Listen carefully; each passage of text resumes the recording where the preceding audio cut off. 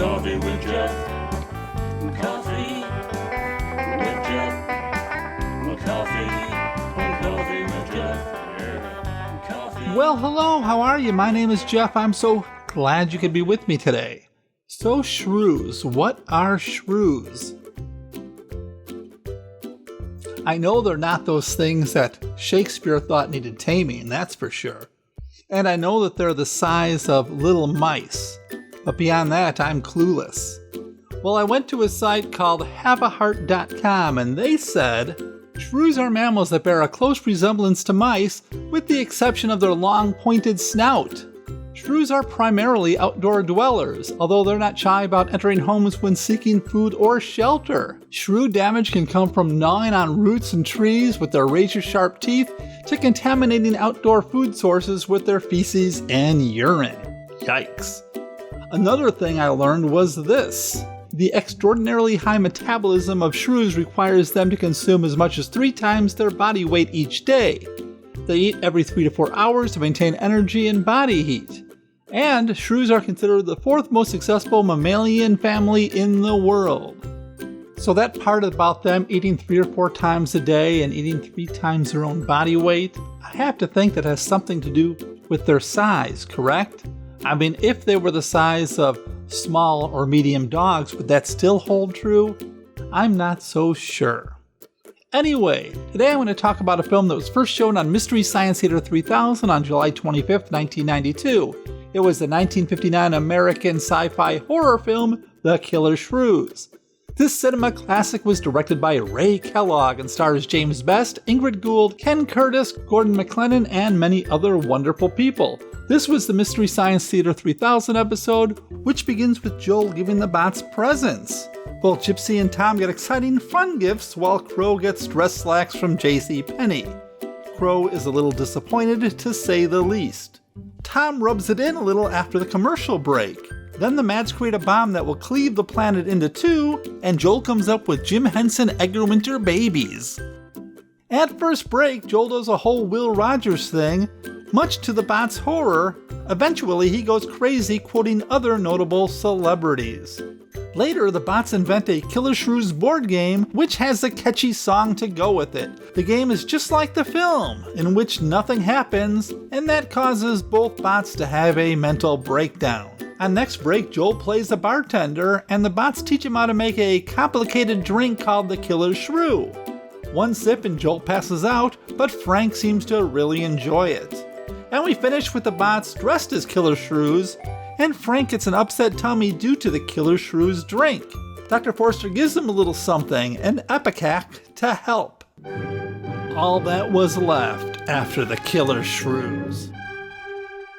Now that's based on the idea that shrews eat every bit of their prey. You know, their bones, their toenails, their flesh, that little thing that hangs in the back of your throat. And I'm not quite sure that's true. But it also gives the impression that during the film, a lady is going to get eaten by shrews. And there's only one lady in this film, and, well, I won't spoil it for you. Anyway, the poster doesn't give me a lot to make fun of, so I looked up some ads that came out in the paper at the time, and I found this one. They have to eat 3 times their body weight each day or starve. The Killer Shrews. Well, again, I think that just goes for those tiny little creatures, and I'm not so sure if that would be true if they were big, but we'll go with it because it's a suspension of disbelief. Then I found this ad. Giant Killer Shrews imperil mankind. Panic sweeps entire nation. Science loses control. Horrible death witnessed. Okay, that poster's sort of an exaggerated lie, isn't it? I mean, there were only a handful of people on the island, so imperil mankind, panic sweeps the entire nation? I don't think so. Now, science loses control? I guess so. And horrible death witnessed? I can't remember if somebody actually witnesses somebody being eaten by the shrews. But anyway, now, a lot of people involved in the making of this film were already talked about in my giant Gila Monster episode, because they were filmed back-to-back with the same crew. But briefly, let's go into a few of the people. It all starts with a man named Gordon McLendon. Gordon lived from 1921 to 1986. He He was a radio station owner who also owned a chain of theaters, mainly in Texas, including many drive-ins. He decided one day to produce a couple of films of his own to be filmed in Texas. That's today's film, and the Giant Gila Monster. Gordon is in the film, by the way. He plays Dr. Redford Baines. He said he was in it to give the film a little more name value because I am well known in many states as a broadcaster. Gordon discovered that making these films was a little overwhelming. I am going very quietly crazy, getting ready to shoot our 2 epic productions starting here in January, Gordon lamented. These are turning out to be horror pictures in every sense of the word, but we are looking for some tremendous grosses in southern Tibet. Now, he was involved in 3 films, the 2 I already mentioned, and another one called My Dog Buddy, and I've never seen it, but I'm sure it's wonderful. Now, of these 3s, McLendon must have thought this was his best, because when a newspaper critic called Shrews one of the worst films ever made, he responded by saying, "I resent your allegations that Shrews was one of the worst movies of all time. I made 2 other movies that were worse than that." All 3 of the films McLendon produced were directed by Ray Kellogg. Edgar Ray Kellogg lived from 1905 to 1976. He was really a special effects man who worked on films like The Day the Earth Stood Still from 1951, Don't Bother to Knock in 52, On the Threshold of Space in 56, and many, many more. Another person who was connected to all 3 of these films, Shrew, Gila Monsters, and My Dog Buddy, was Ken Curtis. He was born Curtis Wayne Gates and lived from 1916 to 1991. He was most famous for 206 episodes of Gunsmoke playing Festus. He's also in Killer Shrews playing Jerry Farrell. No, not the guy from Jane's Addiction, that was Perry Farrell. Anyway, in Bill Warren's book Keep Watching the Skies, Bill wrote, "For a bad film, The Killer Shrews is surprisingly good. The movie had a very low budget, allegedly $123,000, shot on a quick schedule with inadequate monsters, and suffers from cliché characters. However, there was a pleasant compensation for those willing to sit through a physically unattractive film with a very bad soundtrack." And I'm not really sure if that was a compliment or not. Now, it's pretty obvious that the shrews in the film are just medium-sized dogs covered in carpet or something, except for the close-ups, those were puppets. Now, they shot both films, Shrews and Gila Monster, at the same time, figuring doing so would cut expenses and save time and make use of an already assembled production crew. Shrews was shot in 6 days, and both films were completed in a little more than 2 months. The films premiered as a double feature at the Majestic Theater in Dallas and the Palace Theater in Fort Worth, Texas on July 5th, 1959. So now why don't we look at our cast? First, there's James Best as Captain Thorne Thurman. James was born Jewel Franklin Guy and lived from 1926 to 2015. He is best known for his starring role as the bumbling sheriff Roscoe P. Coltrane in the action comedy series The Dukes of Hazzard, but James was also an American television, film, stage, and voice actor, as well as a writer, director, acting coach, artist, college professor, and musician. I remember him playing guitar on The Andy Griffith Show. Now, up to this point, the point of this movie, he had only done some television and a bunch of bit parts in movies, so maybe this career was a big break for him. I'm not really sure. Later in life, he taught at the University of Central Florida in Orlando. Now, he said in an interview in Psychotronic magazine, Ray Kellogg was one of the best special effects men in Hollywood, and Ray was going to direct his first movie. I took the picture. My book I'm writing is called Hollywood Never Made Me Cry. If anything was to make me cry, The Killer Shrews would have done it. Ingrid Goude plays Anne Craigus. Ingrid was born in Sweden in 1937 and is still alive today. She won the Miss Sweden beauty pageant in 1956 and was first runner-up in the Miss Europe contest. She ended up signing with Universal Pictures on July 25, 1956. Nothing really happened as far as her film career, but she did receive notice for appearing on 7 episodes of The Bob Cummings Show. Her acting career was brief, ending in 1961. Now, don't worry about her, however. In 1983, she married a New Orleans millionaire, so I think she did all right. Barak Lament plays Dr. Marlowe Craigus, Anne's father. Barak was born in Poland and lived from 1898 to 1992. He was best known for his work in Yiddish theater. Killer Shrews was one of his first acting credits in the USA, and he would only have a handful of credits. More importantly, his son was an American film director, Sidney Lumet. He appeared in 2 of his films, The Pawnbroker in 1964 and The Group in 1966. One of his other films was Woody Allen's Everything You Wanted to Know About Sex But Were Afraid to Ask, which he made in 1972.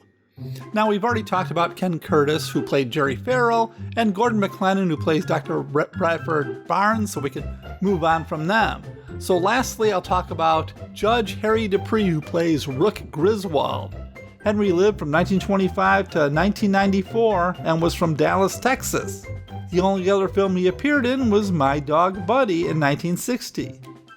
I couldn't find much out about the man, but according to his IMDb page, Judge Henry Dupree was also a businessman. He built homes purchased primarily by black families searching for decent housing during the time of segregation. He established the community of Bishop Heights in southern Dallas, which has grown and expanded. Now, what is the Killer Shrews? The film starts with a little narration, and that's never a good sign. The shrew feeds only by the dark of the moon. He must eat his own body weight every few hours or starve. And the shrew devours everything. Bones, flesh, marrow, everything. And I think it's supposed to put some fright about shrews into us. And then we have the opening credits. After the credits, a boat speeding through the water. On board Captain Thorne Sherman and his second mate, Rook Griswold. And the two have a charming relationship. You know something? If this thing had an automatic pilot, I wouldn't have to put up with you. Then you wouldn't have nobody to chew out. We should be there in a couple of hours. These mills of yours keep running. Look, automatic pilots can't play Dixieland jazz on them engines like I can. They are bringing supplies to an island, but both fear a hurricane is approaching. As luck would have it, they make it to the island they were headed for before the big storm hits. They are greeted by 3 people, Jerry Farrell, Dr. Marlon Cragis, and his beautiful daughter Anne Cragis. It would seem that Thorne and Anne have an immediate attraction to each other. Oh, it's going to be nice having you aboard. I'm getting a little tired looking at Griswold. But we're not leaving today. Anne was planning on leaving with the boat, but due to the storm coming, Captain Thorne tells them that they can't until morning. Rook goes back to secure the boat while the rest go to the research compound. Now that's a tall fence. When stuck on a remote desert island with an approaching storm headed your way, what would you do? Will you join us in a cocktail? Well, I've never been known to turn down a drink yet. I'll be glad to accept it. That's probably what I would do too. Inside, Thorne meets Dr. Radford Baines, a man who only thinks of his work. Both support GT116. That's good, but We can breed them to the 205 group in about 3 weeks. But I'd prefer to wait and expose about half of them to the Hoskins factor first, if you agree. Now, Dr. Cragis explains to Thorne that they've been trying to isolate the gene responsible for the growth and metabolism in order to shrink humans to half their size so they could reduce the impact of human overpopulation. And a lot of drinking goes on. Now, Dr. Baines brings out a little test subject, and that causes Anne to become uneasy. We, as the audience, might be a little curious to what is upsetting her, but we know the name of the movie. Okay, let's look at the title of the film right now. Why are we trying to keep this a mystery? some call them bone eaters. When the flesh is gone, they'll eat the bones for marrow. All they'll leave are teeth, horns, I could hooves. use another martini. Do you mind? Now we're a quarter of the way through our story, and well, all that's happened is we learned a lot about shrews. And the alcohol keeps flowing. Now it seems that Anne is engaged to Jerry, and that has all the makings of a love triangle. And what I've learned from horror films is the best way to deal with a love triangle is to have one of the three killed off. If that happens in this movie, which one do you think it'll be? With a third of the film over, we finally get some action. Rook is on his way to the compound when...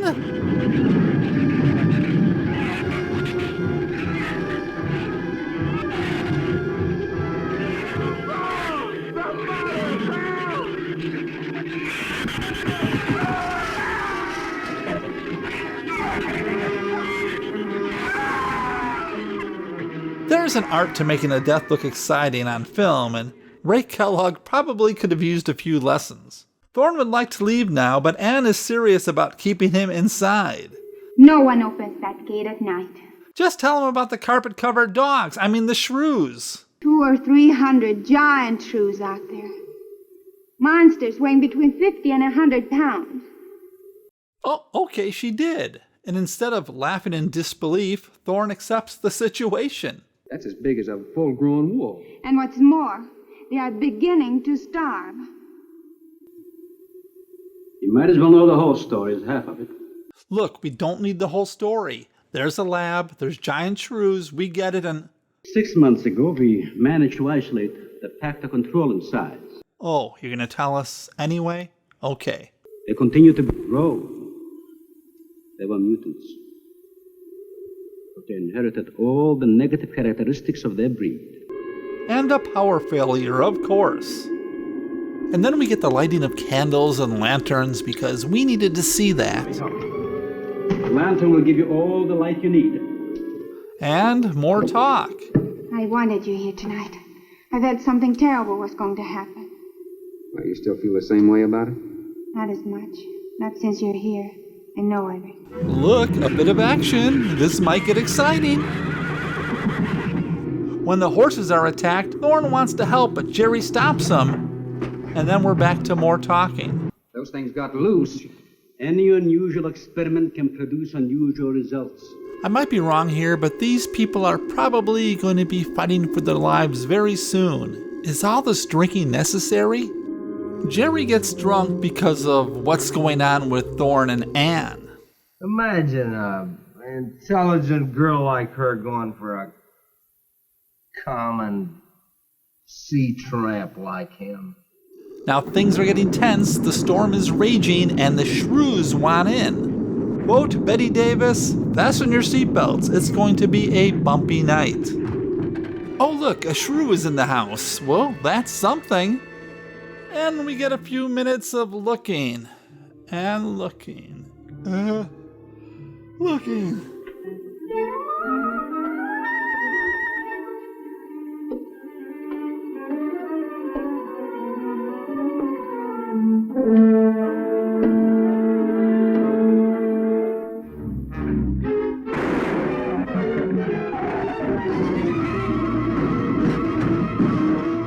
Finally, a man has his leg nibbled on.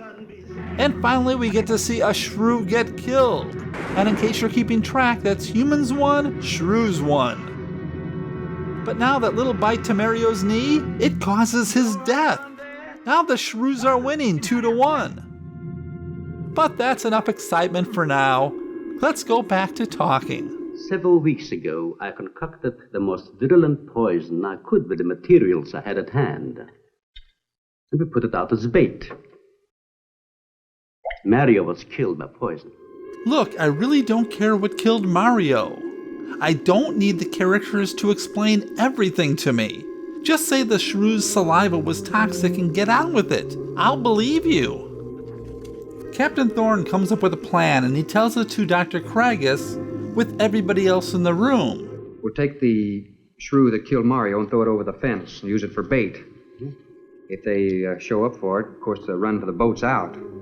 If they don't, then I'll go down and have Rook lay to with a lighter. But when he leaves, he tells Cragis to explain it to the others. And you explain it to the rest. Yes, I will. But the others were there, correct? They're not deaf, correct? Okay.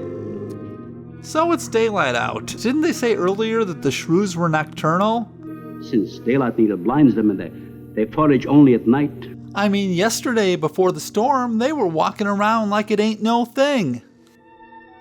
Look at Anne, falling back, all comfortable in Thorne's arms, with her fiancé right there next to them. I'll be back at the bend shortly. Now you watch for my signal. You can't go alone. I'll go with him. Not you, Father. You haven't even fired a gun. Take Brad or Jerry. Sure, I'll go. And so when Thorne says he wants to go back to the boat, Jerry offers to go with them. Why do you think that is? You have that gun pointed at me. I'm telling you, stay away from her, or when the shrews get through with you, they won't even find the buckshot. That's what I sort of figured, but Thorne is quick. And here comes the shrews. and the truth of what happened to Rook is revealed. Look, Sherman, you gotta give me a gun.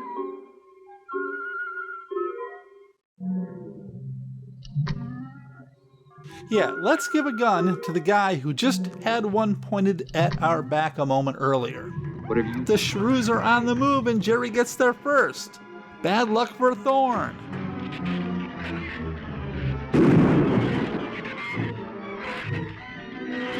But Thorn climbs up the wall to get inside and now he's not happy.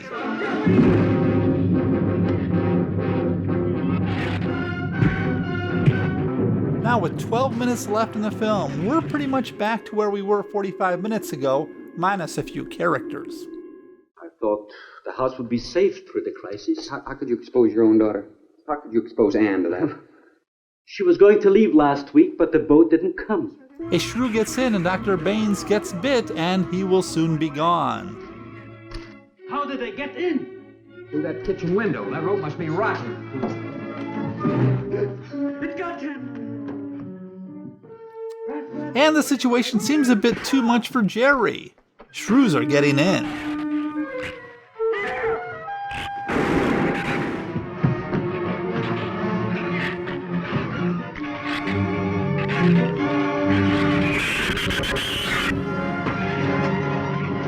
Here, help me with that, Doctor. Jerry, see if you can find some rope. Thorn has a plan. Use these chemical drums as tanks. Individual tanks. To make a long story short, Thorn uses torches to put holes in those steel tubs to make their escape to the water because I guess shrews don't swim? But Jerry is a bit freaked out and refuses to go. Look! Come down here! That wind will blow you right off that roof! I told you I'm not going. I'm staying here. It's a slow and steady walk to the water as the shrews continue their attack. Man, what's the matter? Your side's dragging. You want to rest? You tired? Mira, Goffin, habló hacia acá en tercera. What'd you say? She says she's all right. As for Jerry, he decided to make a break for it, and we all knew where this was headed.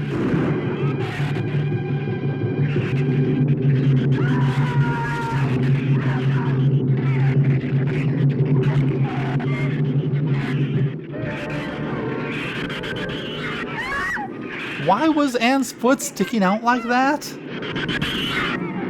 No, my foot is free, but he got my boot. Is there a scratch? No, not a mark. We'll hit the water soon.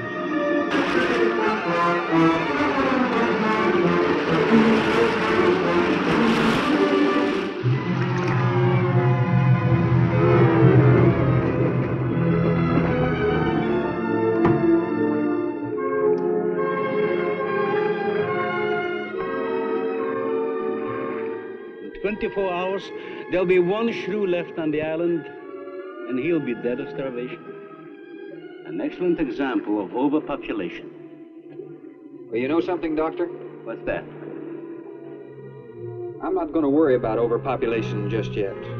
And so with Rook, Mario, Dr. Baines, and Jerry dead, we finish with Thorn getting a little sexually excited.